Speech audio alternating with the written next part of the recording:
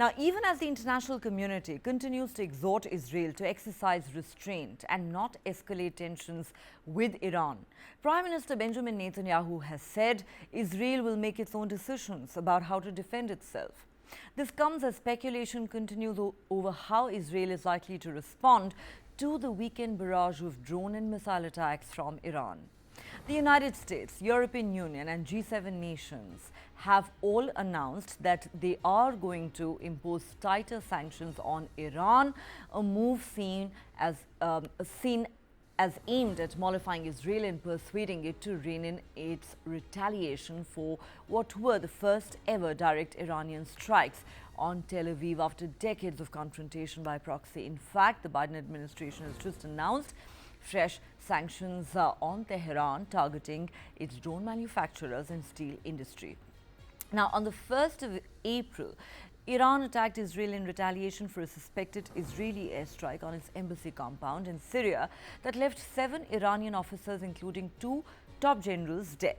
Israel and its allies shot down most of the missiles and drones, and there were no casualties, with only negligible damage caused to an Israeli airbase. But Israel is bent on retaliating to preserve the credibility of its deterrence. Iran says it views the matter as closed, but will retaliate again if Israel does. This has given rise to fears of a wider regional conflagration in the Middle East, already roiled by over 6 months of the Israel-Hamas war. The question is, what are Israel's options, and can it exact retribution from Iran alone without the support of its biggest ally, the United States? President Biden recently told Netanyahu that the US would not participate in any Israeli counteroffensive against Iran. And let's see, Israel's options are limited. It could target Iranian military assets or even go after the country's nuclear program. And then there are Iran's proxies from Hezbollah in Lebanon to the Houthi rebels in Yemen, who could also come under a stronger attack. But whatever option Israel exercises, it will not be without consequences and the risk of a serious escalation of the conflict. On Wednesday, Israel's Air Force said its fighter jets had struck the terrorist infrastructure of Iran-backed Hezbollah in eastern Lebanon. On Israel's northern border with Lebanon, where cross-border battles between Israeli forces and the Iran-aligned Hezbollah movement pose an escalation risk, Hezbollah has said it launched missiles and drones at a military facility in northern Israel in retaliation for Israeli strikes that killed Hezbollah members. Israel said 14 of its soldiers were hurt in the incident, 6 of them seriously. Earlier, Netanyahu met with the German and British foreign ministers, both of whom traveled to Israel as part of a coordinated push to keep confrontation between Israel and Iran from escalating into a regional conflict fueled by the Gaza war. Netanyahu's office said he thanked Annalena Baerbock and David Cameron for their support, but also told them this: "I want to make it clear we will make our own decisions and the state of Israel will do everything necessary to defend itself." Cameron has said it's now apparent that Israel plans to retaliate for the Iranian strikes.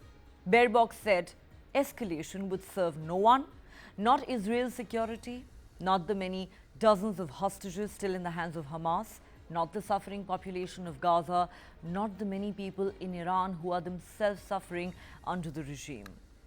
More than 6 months into the Gaza war between Israel and the Iran-backed Hamas terror group that has seen flare-ups across the Middle East, diplomats are searching for a way to avert a direct military conflict between Israel and Iran. Jordan too has added to the calls for restraint, warning of a war that would be devastating for the region. The Jordanian foreign minister has said the risks are enormous. That could drag the whole region into war, which would be devastating to us in the region, and it will also have very, very serious implications for the rest of the world, including the United States. The situation is too dangerous. The chances of regional explosion are real, and that has got to stop. We've got to make sure there is no further escalation, he said. Now, Washington, for its part, has, as I said, already announced that it plans to impose fresh sanctions targeting Iran's missile and drone manufacture. Experts say that the US will certainly expect its allies to follow suit. Now, since the Israel-Hamas war began on the 7th of October, regular clashes have erupted between Israel and Iran-aligned groups based in Lebanon, Syria, Yemen and Iraq. In another significant development, Qatar has stated that it is re-evaluating its role as mediator in the delicate ceasefire negotiations between Israel and Hamas that have now gone on for months. Qatar says its efforts are being undermined by those pursuing narrow political interests. Qatar has had a key role along with Egypt and the US in trying to secure a ceasefire between the two sides as well as the release of Israeli hostages. But Prime Minister Sheikh Mohammed bin Abdul Rahman Al Thani has said Doha has been exploited and abused and is being undermined by those trying to score political points. He also said the current peace talks are in a delicate phase. He added, this means that the state of Qatar has called for a comprehensive evaluation of its role. We're now at this stage to evaluate mediation and also evaluate how the parties engage in this mediation. He did not identify any individuals, but some critical voices from within the US Congress have accused Qatar of not putting enough pressure on Hamas to make concessions. Now, attempts to secure a ceasefire, as we said, have been delicate and largely unsuccessful. But the links Qatar has with all sides, including close ties to Hamas, are regarded as crucial to achieving any breakthrough.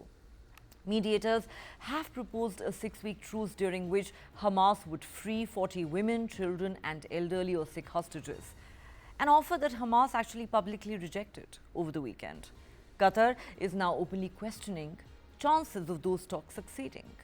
US State Department spokesperson Matthew Miller said on Monday, the bottom line is Hamas needs to take that deal and they need to explain to the world and to the Palestinian people why they're not taking it. Last week, a senior Israeli official told the US media that Hamas had informed the mediators that it did not have 40 living hostages who meet one of the criteria laid out in the latest ceasefire proposal: children, women, including soldiers, men over the age of 50 and those with serious medical conditions. I am coming now from meetings with the foreign ministers of Great Britain and Germany. Last night I spoke to British Prime Minister Rishi Sunak, and soon I will also speak to other leaders. I thank our friends for their support in the defense of Israel, and I say this, both support in words and support in actions. They also have all kinds of suggestions and advice. I appreciate it. But I want to make it clear, we will make our own decisions, and the State of Israel will do everything necessary to defend itself. If the Zionist regime makes the slightest move to violate our territory and harm the national interests of the Islamic Republic, they must understand that they will face severe and heavy response. The plan of action for True Promise was a limited operation. It was not a comprehensive and extensive plan. Had it been a much larger action, then the supporters of the Zionist regime would have seen that nothing would have remained of the Zionist regime. But it was decided to carry out a limited operation and deliver punishment to the Zionist regime. But it was decided there should be, firstly, of limited scope, secondly, that it should be a response as punishment for the Zionist regime, and thirdly, the targets should be those same places that were used to attack the interests of the Islamic Republic of Iran. The situation is very concerning. It's right to show solidarity with Israel. It's right to have made our views clear about what should happen next, but it's clear the Israelis are making a decision to act. We hope they do so in a way that does as little to escalate this as possible, and in a way that, as I said yesterday, is smart as well as tough. But the real need is to refocus back on Hamas, back on the hostages, back on getting the aid in, back on getting a pause in the conflict in Gaza. That's why I'm here today, to talk to the Israeli government, to talk to the Palestinian Authority, to try and push those things forward. Well, we want to see coordinated sanctions against Iran. Britain has in many ways led the way with our new sanctions regime, sanctioning dozens of people in Iran, sanctioning the IRGC in its entirety. Attack launched by Iran against Israel. We have decided to put in place sanctions against Iran. This is a clear signal that we want to send. And we also want to do everything to protect the civilians each civilian life matters. We call on the release without any conditions of all hostages. We call on a ceasefire, an immediate ceasefire. All right, so what should be made of these developments? What happens next? That is a question that's exercising the minds of everyone around the world. Let's throw these questions to our guests. Joining me on Global Lens tonight is Dr. Ido Zelkovitz, head of the Middle East Studies at the YVC. He joins us live from Haifa in Israel. Ambassador Suresh Goel, former Indian diplomat, is also with us, as is Adit Kothari, foreign affairs expert, joining us from London. And completing the panel tonight is Patikrit Pine, foreign affairs analyst. Gentlemen, welcome to Global Lens. Dr. Zelkovitz, if I could start with you. The one question that's on everyone's mind is, what form could Israel's retaliation take? I think it's almost a given now that Israel is not going to pay heed to the international calls to exercise restraint. David Cameron is on record as saying it is quite apparent Israel will go ahead. So the question on everyone's mind now is, what kind of retaliation could it be? How soon could it come? And how damaging could it be, not just for Iran and Israel, but for the entire Middle East region? I know nothing's been announced yet by the Netanyahu government, but what can you share with us on this crucial issue? First, good afternoon to you and to the audience. And I'm a little bit pity that I'm always speaking about such a crucial subject, but that's life and reality in the Middle East. I think that Israel have no other choice than striking back Iran. And until now, I think that Israel is walking on the right path. Israel is not in a hurry. Israel don't have nothing to show to the world or to the Iranians. They are working the government working with coordination with the US administration and its regional allies over here in the Middle East. And there are a couple options for military strike. Beside of the capability, beside of the Air Force capabilities that everyone knows that Israel have the option to strike Iran from the air with its allies or without them, with coordination of US and British jet planes or without them. Israel have also other military options that can strike the enemy. I think that Israel can take this opportunity to show the world its cyber skills. That can be also an undeadly attack that will signal to the Ayatollah regime in Tehran that Israel can make a redisruption to daily life over there when and how it wants. So beside of the regular and conventional military strikes, we have this cyber option, and there are also other options on the Israeli table. Israel can also strike Iranian assets in the area, target all of the Iranian, I would say, strategic assets from Syria, Lebanon, and Yemen onward, without hitting Tehran directly. And also, Israel can give a payback to the Ayatollah regime with its own weapon. Israel can use its strategic ballistic capabilities although I must say that until now, Israel keeping these capabilities secretly. It's one of its most strategic weapons, and Israel doesn't want to expose it to the world. Okay. And I will say furthermore, with a small hint, if Israel will use its ballistic capabilities, it will not be on a regular day. Okay. A lot of speculation at the moment, and obviously it's impossible to tell what option Israel is going to eventually exercise. Patikrit Payan, I know you are on the show for just a short while, so let me come to you now. Whichever way you look at it, Israel's options seem to be limited. One is to target Iran's military assets. Another is to perhaps go after its nuclear program. And then, of course, the most obvious one is going after Iran-backed militias, whether it is Hezbollah, with whom Israel's conflict has already escalated, or whether it is the Houthi rebels, this, that, and the other. But at the end of the day, whichever option Israel chooses to exercise, like I said at the start of the show, it will not be without its consequences, and certainly not without the risk of causing a serious escalation in the region. I think it's very clear to all of us that Israel is bent on retaliating. The question is, how far do you think it would be willing to go, and how damaging could the consequences be, in your opinion? Neha, good evening. First of all, let me tell you one thing.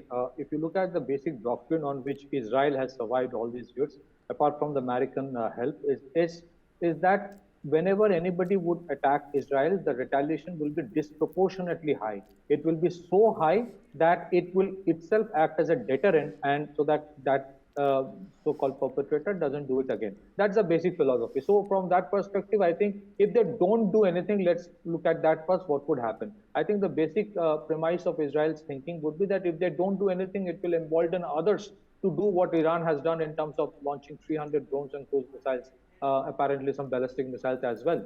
So that is the basic concept. Yes, there is a huge issue of distance between Israel and Iran. So most of the time there have been allegations, I would use the word allegation, that there have been covert operations done by Israel into Iran. So the possibility of a covert operation cannot be ruled out. If you look at from the perspective of drones and loitering munitions, Iran has done quite a bit of development, but its air force is pretty weak. Its air defense system is not that weak of Iran because it has the S-300. So a potential possibility of an Israeli attack into Iran cannot be entirely ruled out, because they have done such operations in Iraq in the 1980s called the Osirak operation and the Osirak reactors. So that is one. In terms of Navy, I think, because of sanctions and so many other things, Iranian Navy and Air Force have quite a bit of limitations, but I would still say we are only guessing. I think when it comes to these doctrinal aspects and terms of what should be done, I'm sure they have already worked that out, but they will have to do something which is demonstrable. It may not be a covert operation this time. That is my thinking. But Neha, I want to add one thing. Whatever we might say, we are entering into a vicious cycle of violence, out of which coming out is very difficult, because the Israelis still believe that any case they are in a state of war with Iran, thanks to Hamas, Hezbollah, and Houthis, all being financed and funded and trained by Iran. Now the issue is this: how do we get ahead with this whole predicament? First of all, till the time Iran would have this philosophy that they want extermination of Israel from the map of earth, things will never improve. Secondly, if they believe that they will have the nuclear bomb and do the needful, then it's not going to solve problems. And in return, if the sanctions continue on, Iran, the way these sanctions have been used by West, then what happens? Iran will not prosper. And if Iran doesn't prosper, it will not allow anyone else to prosper. That is why these proxies were created to create all kinds of problems. And remember, these proxies, especially the Houthis, not only had a conflict or having a conflict with Israel, they had created devastation on upcake refineries of Saudi Arab and UAE as well. So it is a problem for whole of Middle East, especially the Sunni Arab states, the proxies that Iran has created. So if you look at what has happened with the Hamas operation on October 7, there is a school of thought which believes that Iran knew that it will lead to disproportionate retaliation by Israel, but that will jeopardize the Abraham Accord and that will jeopardize the India-Middle East Europe economic corridor. So nothing will be allowed to happen in terms of prosperity if Iran is not part of it. Let me tell you, if Iran, my last point, if Iran gives up this objective and obsession to exterminate Israel, and if tomorrow the sanctions are taken off from Iran, and if Iran is allowed to be part of the entire economic development process and is made part of India, Middle East, Europe economic corridor as well, you will see no problem exists. But we are in a vicious cycle. Nobody will take us, nobody will back off. Nobody wants a full-fledged war, but nobody will back off either. The West keep on putting sanctions. What have they achieved by putting sanctions on Russia? They have pushed them into the arms of China. It is happening here as well. And that war is now in its third year. I have to agree with all those points that you've made, Patikrit. I have a follow-up question before you go. In fact, you were talking about sanctions on Iran.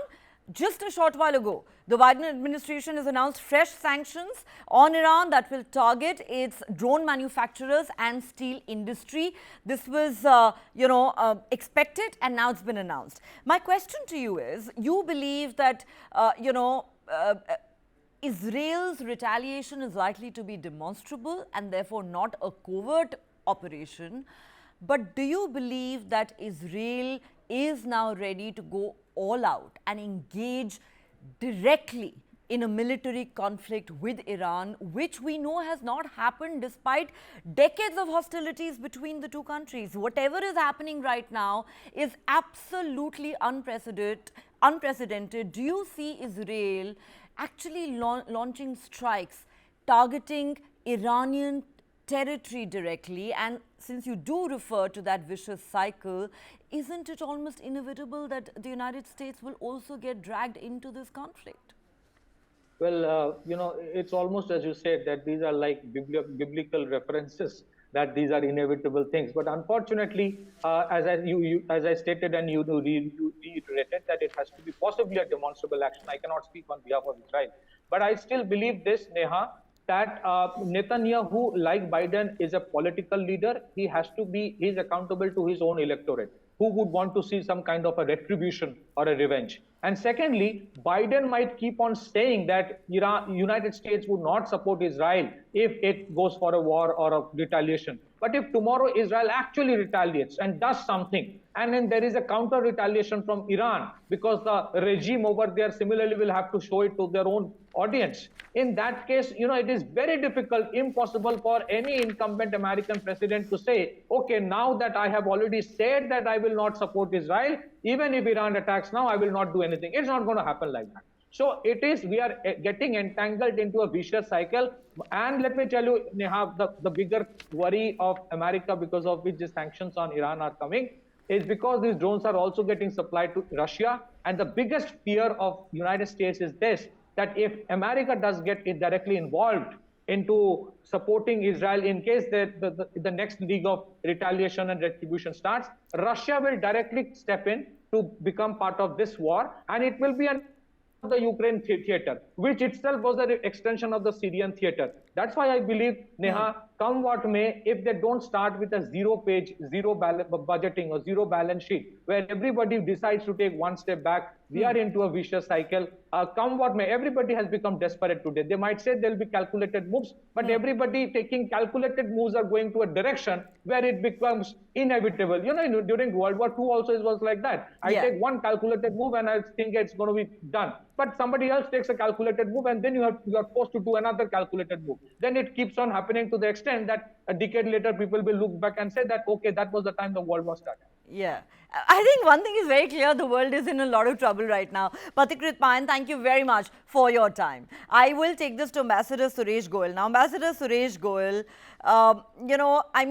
I don't know how else to frame it. Are we already looking at the beginning of World War III? I mean, where are we headed? Iran and Israel haven't engaged in a direct military conflict, ever before, despite all the hostilities that have existed between the two sides. Now, Patikrit and many others argue that we are going to see an unending vicious cycle of attacks and counterattacks.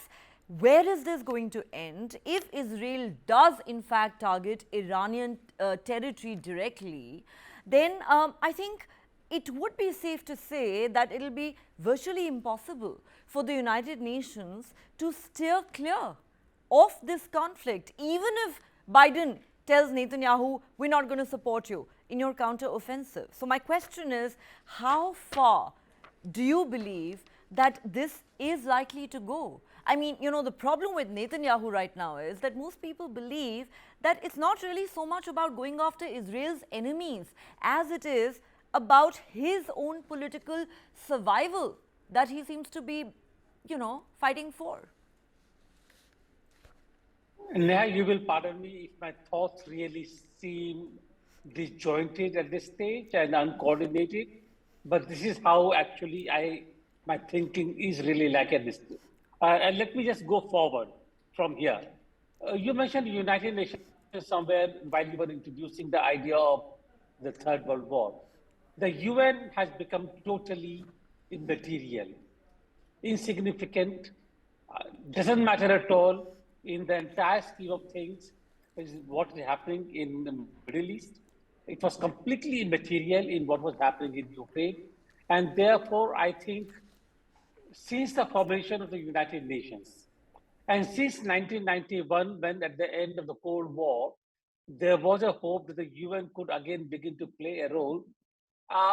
Personally, I'm really finding that the United Nations is proving to be completely helpless. The Security Council resolutions have demonstrated it clearly. The veto has become as effective or ineffective a weapon as before, and therefore we must leave UN out of it. UN will basically simply say what it has to say without being able to play a role. Who is playing a role here? The role here is basically, again, I see 3 or 4 major powers who are coming to basically the theater. And unfortunately, all these major powers are facing problems back at home, or the issues back at home, which they need to reconcile with their global sort of vision. USA, things would have been very different if it were not an election year for Biden. Parikrit had given a long analysis about USA, what Israel will do, how USA will have to support it if it comes to the crunch, and all those things. But the fact is that today Biden is counting on the Arab and Islamic vote also for the elections of the Democratic Party. Where do the votes come from? And therefore, there is a problem in the extent to which Biden can go in supporting Israel. And that is the reason that he's saying to Netanyahu all the time, please don't go beyond this, don't do this. Come in here with a counter question, sir. Sorry to interrupt you. Just playing the devil's advocate.